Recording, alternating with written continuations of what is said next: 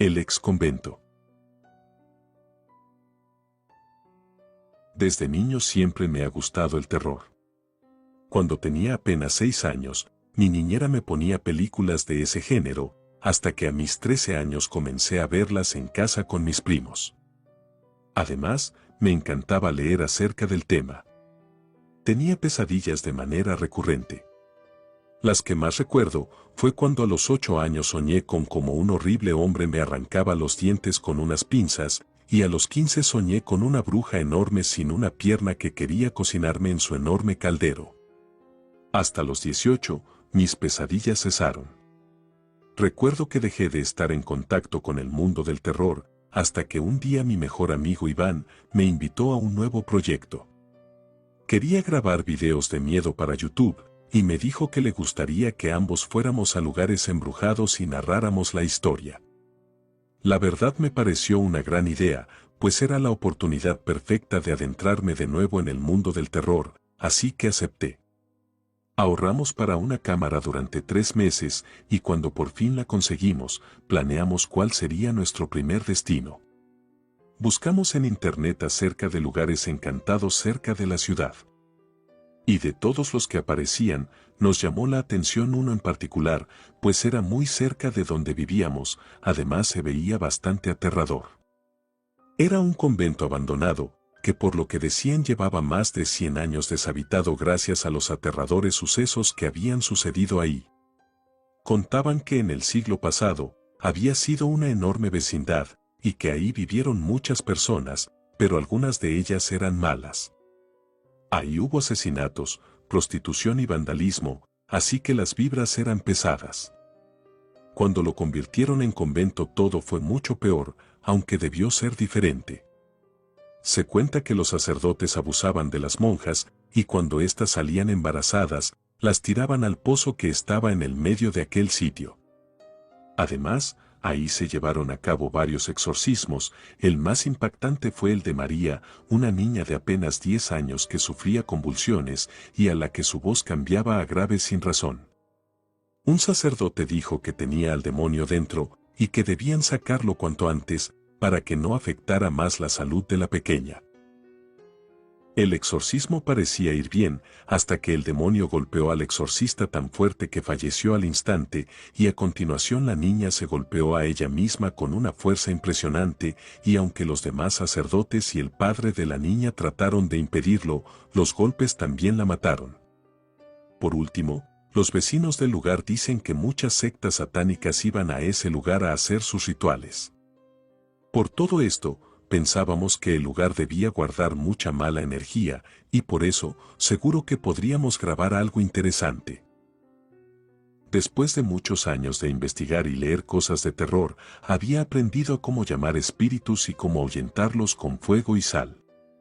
Jamás lo había intentado, pero creía que era hora de poner todos esos conocimientos a prueba en los videos. Recuerdo que decidimos ir al lugar un jueves para pedir permiso y explorar antes de la grabación. El velador, llamado Rubén, se emocionó mucho y nos pidió salir en el inicio del video, a lo que accedimos. Entramos al lugar y con el primer paso que dimos pudimos notar que el aire era muy pesado y aterrador, a pesar de que era de día. El sitio era enorme, la construcción era muy vieja, se escuchaba mucho eco y los pasillos eran larguísimos. En medio del lugar estaba el patio y tenía un pozo en el centro. El convento era de 4 pisos, pero don Rubén nos dijo que no podíamos ir al último, estaba totalmente prohibido, y cuando le preguntamos por qué, no nos quiso decir. Nos contó casi todo lo que ya habíamos leído del lugar, pero añadió sus propias historias.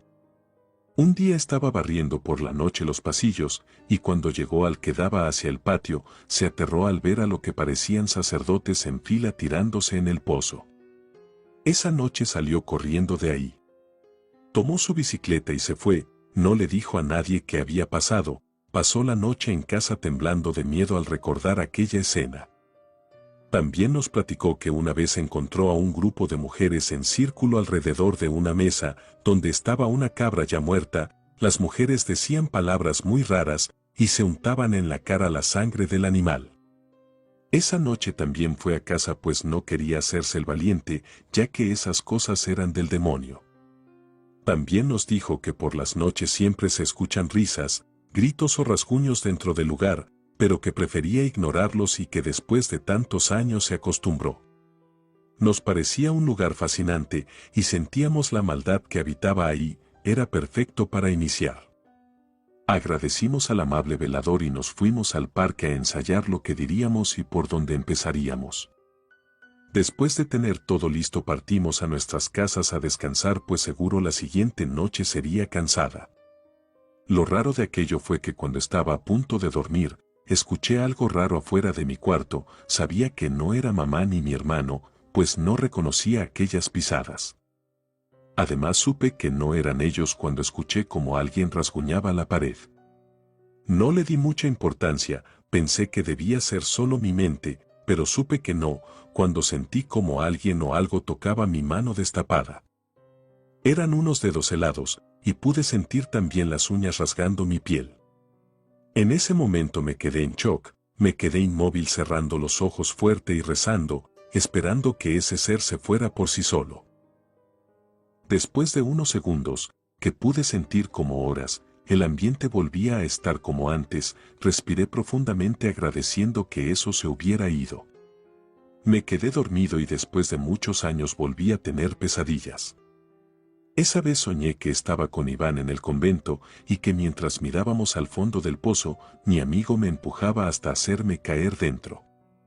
Sentía como caía y al ver hacia abajo notaba que estaba todo lleno de cadáveres. Desperté sobresaltado y me sentí mejor al saber que solo había sido una pesadilla. Pero todo cambió cuando abrí los ojos porque vi a alguien al lado de la puerta. No podía creerlo, limpié mis ojos con mis manos y seguía ahí, esta vez pude ver su rostro claramente. Era un hombre alto, de piel clara, y su sonrisa, al ver que había notado su presencia, se hizo más grande, casi salía de su cara. Mi miedo aumentó cuando vi que sus pasos iban hacia mí. Ahí no aguanté más y grité. Mi madre vino corriendo, me encontró bajo las sábanas llorando y gritando desesperadamente. Mi madre me dijo que probablemente había agarrado un mal aire por la vibra del lugar. Por la tarde llegó Iván en su camioneta, llevaba lámparas, la cámara, alcohol, la sal y unos sándwiches por si nos daba hambre. Subí y nos fuimos hacia el ex convento.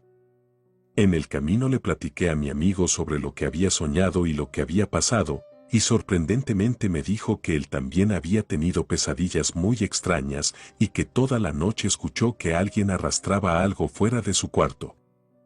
Cuando llegamos don Rubén nos recibió con gusto y nos guió hacia la entrada. Como habíamos quedado él salió al principio de la filmación contando sus experiencias ahí. Después seguimos nosotros dando el recorrido. Primero pasamos por uno de los enormes pasillos, donde escuchamos el maullido de un gato. Pero eso no era un maullo normal, empezamos a tener mucho miedo, aunque todo eso haría que la primera grabación fuera un éxito. Continuamos por los demás pasillos mostrando las habitaciones, y cuando llegamos al patio, el sol se escondió por completo revelando la tenebrosa oscuridad. Contamos lo que se decía que había pasado ahí, y ese fue el lugar perfecto para hacer las cruces con alcohol y sal. Prendimos el fuego, y las llamas primero se veían de un color rojo intenso, pero poco a poco se volvían completamente verdes. Por un momento una de ellas parecía ser una garra. Al apagarse, pasó algo muy extraño. Escuchamos algo en el último piso, y al voltear a ver a la ventana, vimos a alguien que se asomaba. Eso no era normal. Lo grabamos, y aunque moríamos del miedo teníamos que mostrarnos seguros. Después de un rato decidimos comer y despojarnos un poco, porque parecía que habíamos corrido un maratón, estábamos demasiado cansados, como si algo nos hubiera robado toda la energía. Al terminar nuestros sándwiches, seguimos con lo que nos faltaba del lugar, todo iba bien, y de hecho al llegar al último piso y finalizar el video, ya no teníamos tanto miedo. Nos sentamos un momento al platicar sobre lo genial que quedaría, pero después de unos minutos algo interrumpió nuestra conversación. Se escuchaba algo en una de las habitaciones. Nerviosos y algo asustados decidimos ir a ver para quitarnos la duda. Y al comprobar, no era nada. Caminamos hacia allá, y al entrar vimos que había una enorme bañera blanca. Al acercarnos más notamos que estaba llena completamente. Pero no de agua, sino de lo que parecía ser sangre. Dimos un paso hacia atrás, nos miramos sin decir nada y corrimos, pero el sonido del líquido nos hizo voltear por inercia. Aún recuerdo perfectamente sentir como si el corazón fuera a salir de mi pecho, cuando vi a aquel ser brotar de ahí, lleno de sangre. Lo miré durante unos segundos apenas, pero se parecía mucho al hombre que había visto en mi cuarto esa mañana. Dejamos todo ahí sin importar nada, y llegamos hasta la entrada donde el confundido velador nos preguntó qué había sucedido.